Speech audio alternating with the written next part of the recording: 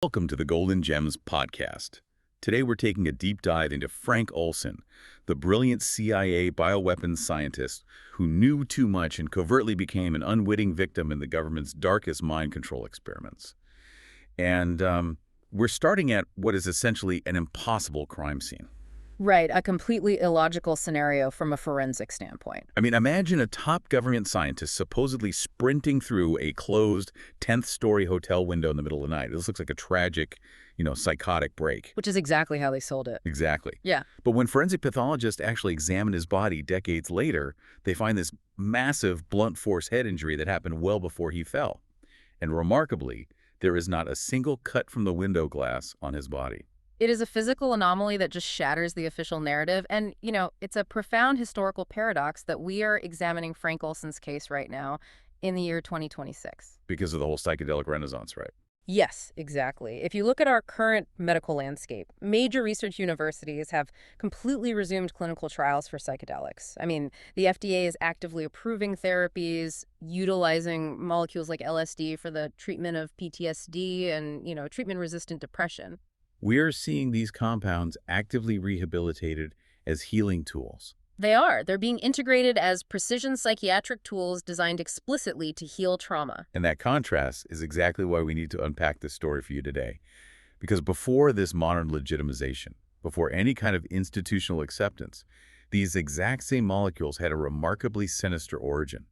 They were weaponized tools of the state. They were interrogation and control mechanisms, plain and simple. So our mission for this deep dive is to forensically retrace Frank Olson's trajectory.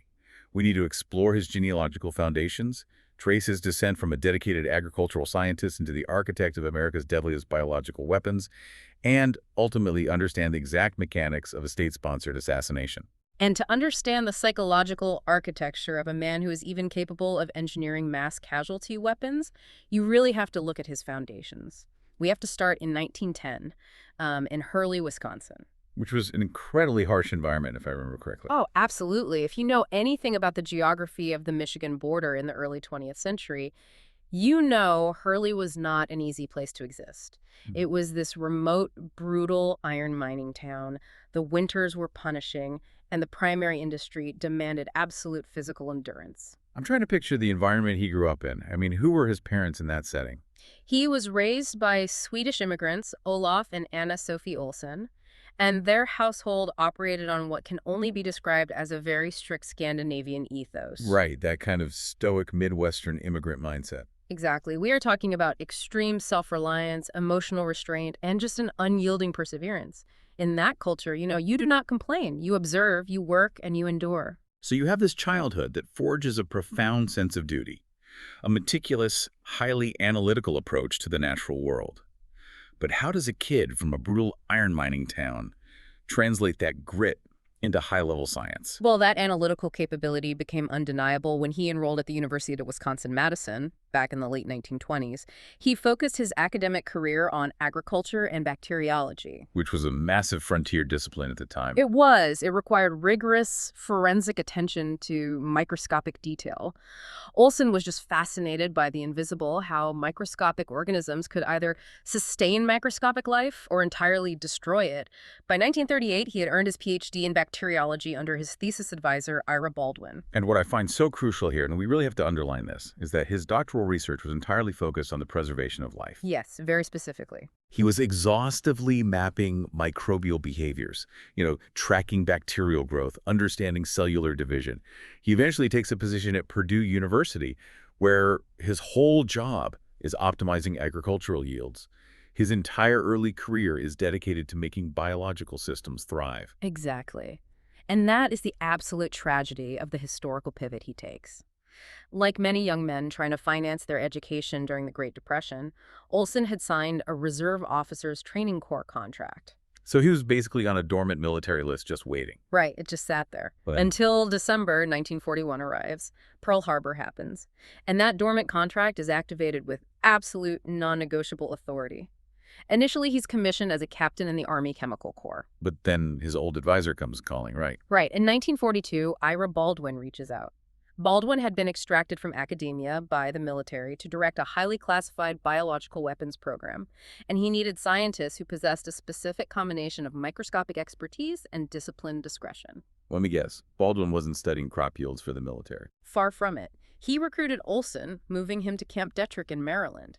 I mean, they took 1,200 acres of tranquil Maryland farmland and converted it into a heavily guarded fortress. We're talking barbed wire, armed guards, decontamination chambers, the whole classified setup. The works. It was completely isolated. I'm struggling to understand something here structurally. If Olson's entire background was in preserving life, how does a guy like that mentally justify building weapons of mass destruction? It's a massive cognitive dissonance. I mean, imagine a master botanist, someone whose entire life is dedicated to making crops thrive, suddenly being drafted to engineer a plague.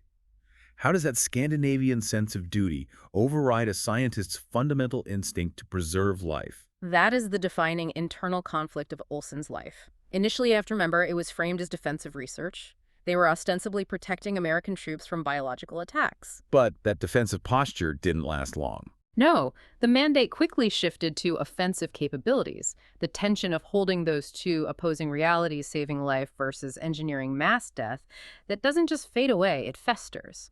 And the intelligence apparatus knew exactly how to exploit that kind of psychological vulnerability. Which brings us to the breaking point. The exact moment the CIA decided to test the limits of their own scientists. Set the scene for us in 1953. So by 1953, the CIA had established the technical services staff under a chemist named Sidney Gottlieb. Their objective was to develop chemical and biological methods for interrogation, assassination, and mind control. This is the actual genesis of MKUltra. Exactly. And one of their primary interests was LSD. They really wanted to weaponize it as a truth serum or some kind of cognitive disruptor. To understand its parameters, Gottlieb began a program of dosing individuals without their consent. And that leads directly to November 19th, 1953. A remote cabin at Deep Creek Lake, Maryland. Yes. It was an annual retreat for the Special Operations Division scientists. After dinner, Sidney Gottlieb and his deputy, Robert Lashbrook, bring out a bottle of Cointreau. They suggest a nightcap to the group. And no one suspects a thing from their own colleagues. Right. But 20 minutes after the scientists drink, Gottlieb casually announces that he has spiked the liqueur with LSD. I mean, let's be clear about what this was.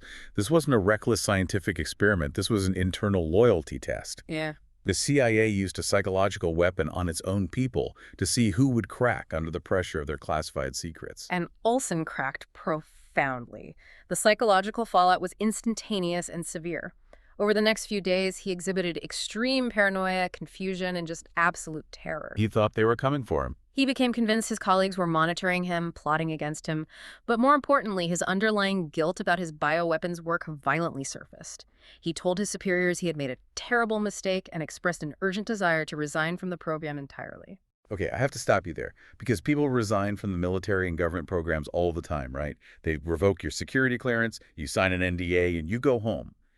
Why was this one scientist having a mental breakdown such a catastrophic threat to the entire intelligence apparatus? What exactly was in his brain? To answer that, you have to look at the exact nature of his work at Camp Detrick. Olson was placed in the Special Operations Division, focusing specifically on aerobiology. Which is the dispersal side of things. Yes, the precise science of weaponizing pathogens for airborne dispersal. He wasn't just growing bacteria in a petri dish, he was engineering delivery mechanisms.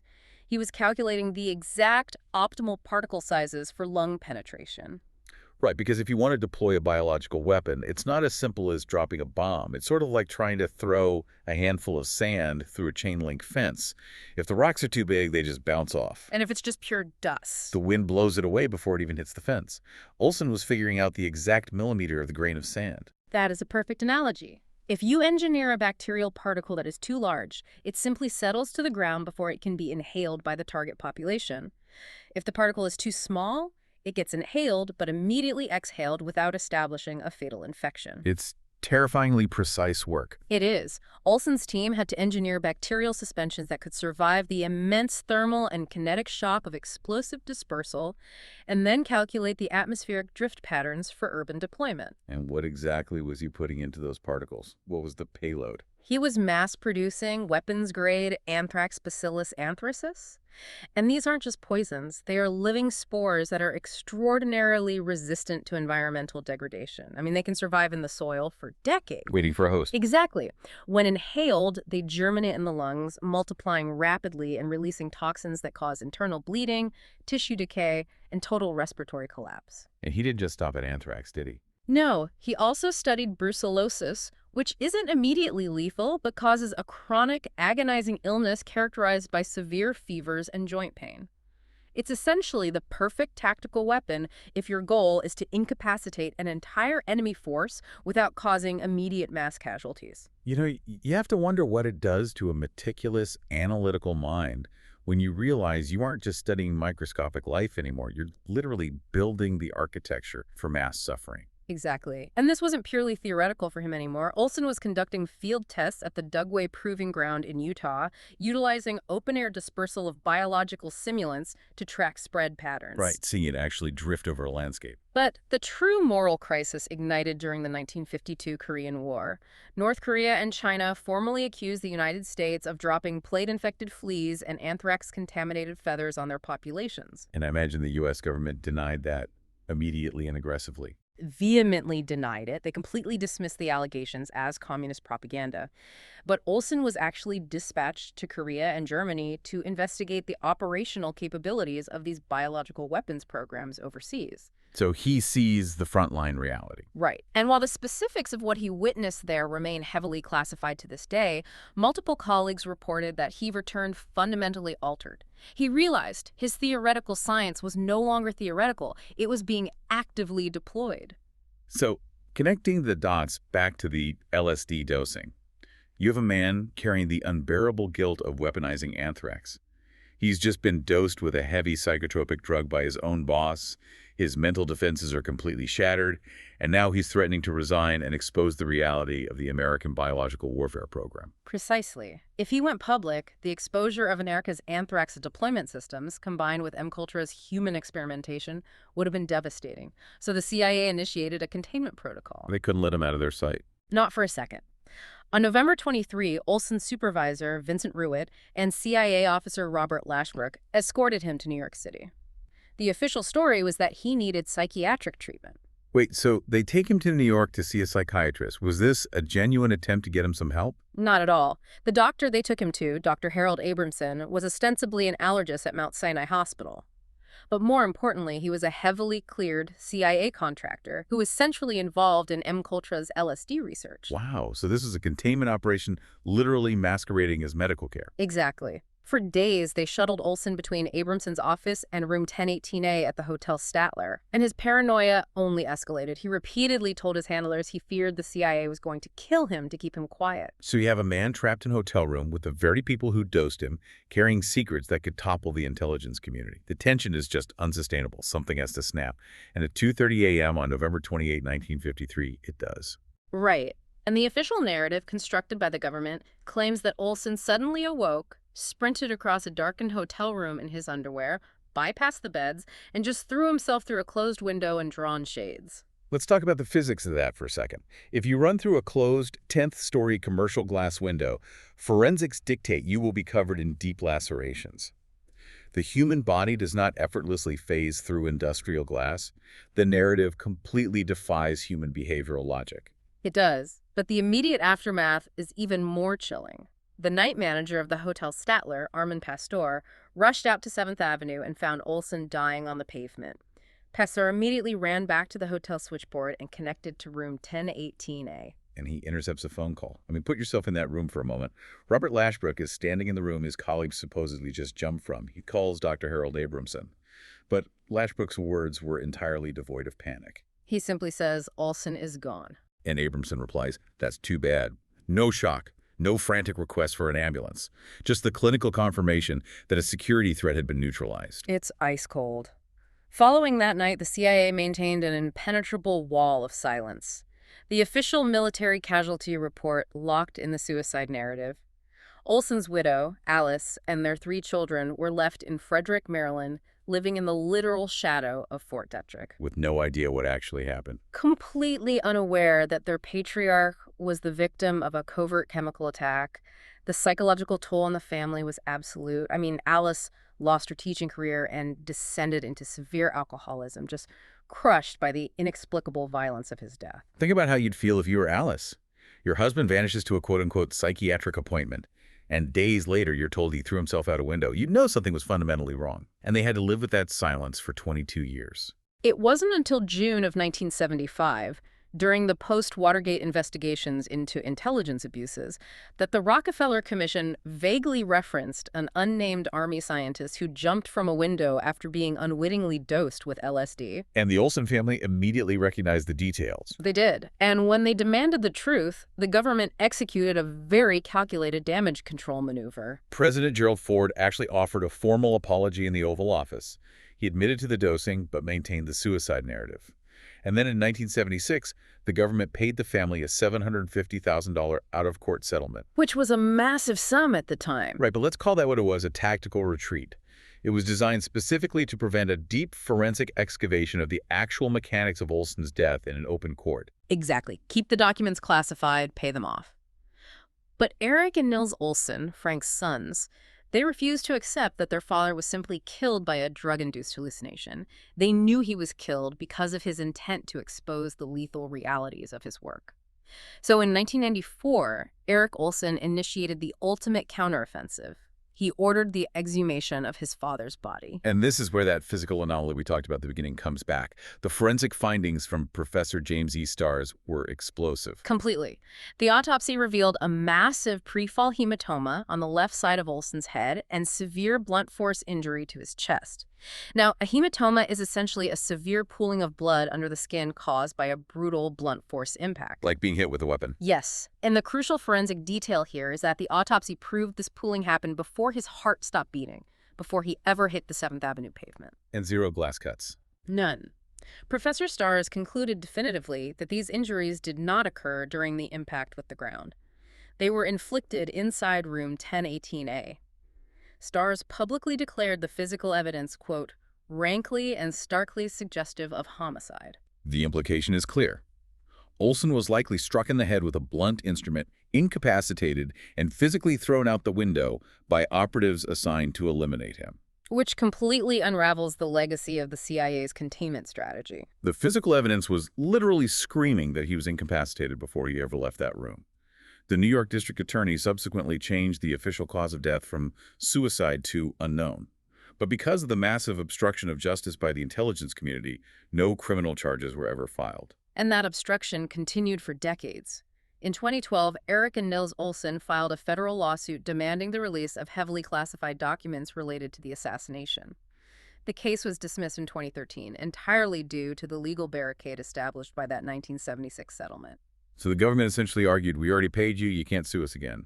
Exactly. However, the presiding judge explicitly noted that the public record strongly supported the family's allegations of murder.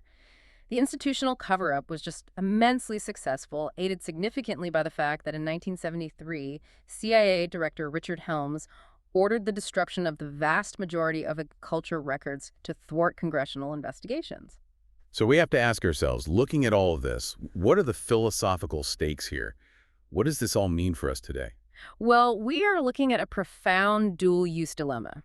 The very pathogens Olson weaponized, anthrax, smallpox, plague, they remain in government laboratories right now. Officially, they are there for defensive research, for developing vaccines and countermeasures. But the inherent nature of biological research means the exact same knowledge used to defend against an attack can be used to engineer one. It's the same moral tightrope Frank Olson was forced to walk. Exactly. And beyond the biology, there is the massive precedent of state secrecy. The cover-up of Frank Olson's murder laid the operational groundwork for future intelligence black boxes. The pattern established here, classification of documents, destruction of evidence, legal immunity for perpetrators, and financial settlements designed to silence victims, has repeated itself in subsequent intelligence scandals over and over. We've seen the exact same architectural secrecy applied to mass surveillance programs and drone warfare casualties in the modern era. It leaves you with a lingering, deeply uncomfortable question. We look back at 1953, And we are horrified that the intelligence apparatus was willing to drug its own top-tier scientists with experimental psychotropics just to test their loyalty. But the machinery of state secrecy hasn't disappeared. No, it has only modernized. Exactly. If they were willing to cross that ethical line with chemical compounds 70 years ago, what invisible, unregulated technologies are being tested on unwitting subjects in the digital age today? What happens to the brilliant minds today who decide to blow the whistle on institutional wrongdoing? Do they have any actual protections? It is a incredibly sobering reality. I mean, Eric Olson spent over 60 years investigating his father's death, demanding accountability. He passed away in 2021 without ever receiving the complete truth. The CIA has never declassified the full Olson file. They've never identified the specific operatives inside room 1018A who struck the blow. The vault remains officially sealed. It does. But the legacy of Frank Olson's defiance remains, and it's a legacy we can't afford to look away from. Thank you for listening to the Golden Gems podcast. We'll be back next time with another deep dive. Until then, keep exploring, keep listening, and keep celebrating the power of uncompromising voices.